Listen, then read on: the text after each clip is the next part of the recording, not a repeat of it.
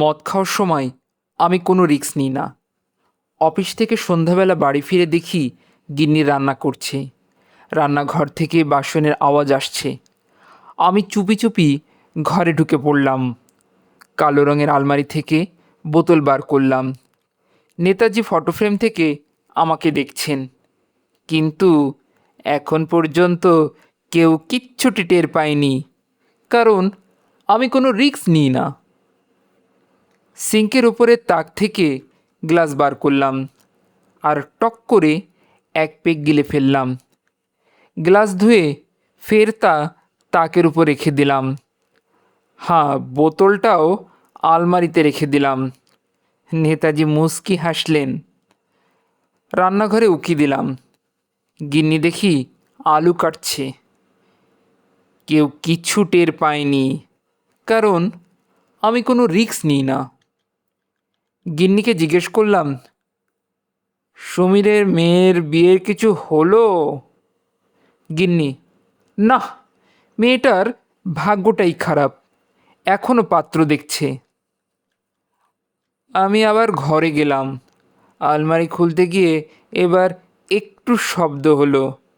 তেমন কিছু নয় অবশ্যই।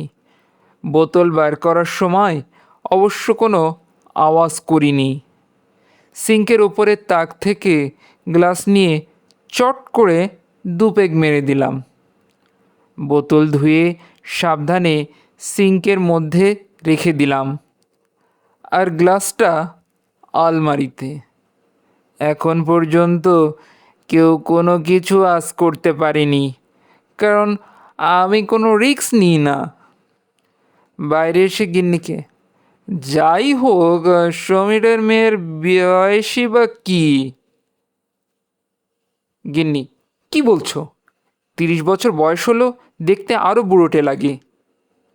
আমি ভুলেই গেছিলাম সমীরের মেয়ের বয়স 30। তা ঠিক। সুযোগ বুঝে ফের আলমারি থেকে আলু বের করলাম। আলমারিটা আবার জায়গা বদলে ফেললো কি করে রে বাবা? তাক থেকে বোতল বার করে সিঙ্কের সঙ্গে মিশিয়ে চট করে এক পেগ পেড়ে চালান করলাম। নেতাজি দেখি জোরে জোরে হাসছেন। তাক আলুতে রেখে নেতাজির ছবি খুব ভালো করে ধুয়ে আলমারিতে রেখে দিলাম। গিন্নি কি করছে দেখি। হ্যাঁ, ও গ্যাসের ওপর সিঙ্ক চড়াচ্ছে, কিন্তু এখন পর্যন্ত কেউ কিচ্ছু টের পায়নি, কারণ আমি কোনো রিস্ক নিই না। আমি গিন্নিকে: তুমি সমীরকে বুড়ো বললে? গিন্নি: বকবক করো না তো, বাইরে গিয়ে চুপ করে বসো, এখন তুমি কথা বলবে না।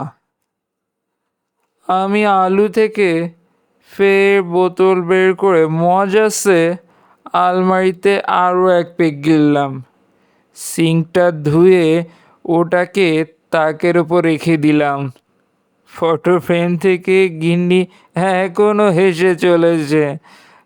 নেতাজি রান্না করছে, কিন্তু এখনো কেউ কিছু টের পায়নি, কারণ আমি কোনো রিস্ক নিই না। গিন্নিকে হাসতে হাসতে বললাম, তাহলে সময় পাত্রী দেখছে? গিন্নি: শোনো, তুমি মুখে জলের ঝাপটা দিয়ে কোথাও চুপ করে বসো তো। আমি রান্নাঘরে গিয়ে চুপচাপ তাকের উপর বসলাম, কিন্তু এখন অবধি সমীর কিছু টের পায়নি, কারণ নেতাজি কোনো রিস্ক নেন না। সমীর এখনও রান্না করছে, আর আমি আমি ফটো ফ্রেম থেকে গিন্নিকে দেখে এখনো হেসে চলেছি, কারণ আমি কখনো নিই না, কি যেন নিই না, ও হ্যাঁ, আলু নিই না।